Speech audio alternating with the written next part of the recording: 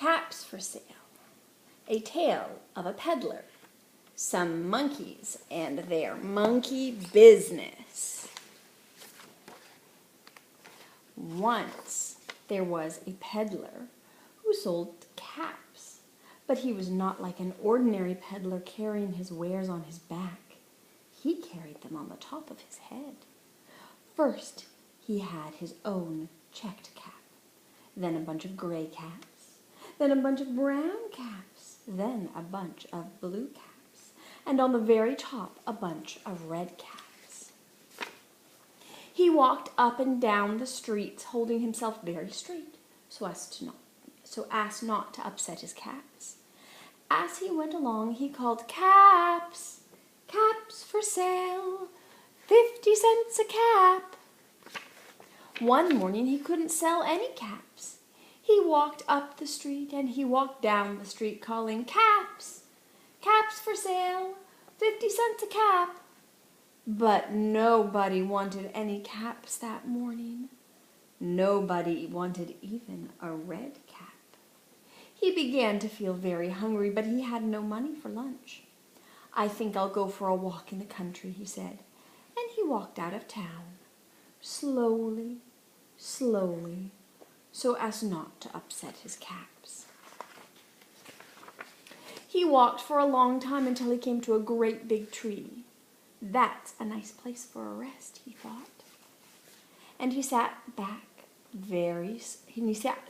down very slowly under the tree and leaned back little by little against the tree trunk so as not to disturb the caps on his head. Then he put his hand up to feel if they were straight. First his own checked caps, then the gray caps, then the brown caps, then the blue caps, then the red caps on the very top. They were all there, so he went to sleep. He slept for a long time. When he woke up, he was refreshed and rested. But before standing up, he felt with his hand to make sure his caps were in the right place. All he felt was his own checked cap. He looked to the right of him. No caps. He looked to the left of him. No caps.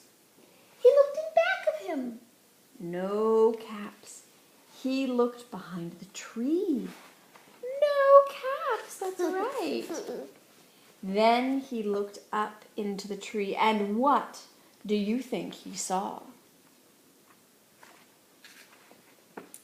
On every branch sat a monkey. On every monkey there was a gray or brown or blue or red cap. The peddler looked at the monkeys. The monkeys looked at the peddler. He didn't know what to do. Finally he spoke to them. "You monkeys, you," he said, shaking a finger at them. "You give me back my caps." But the monkeys only shook their fingers back at him and said, "Tss, tss, tss."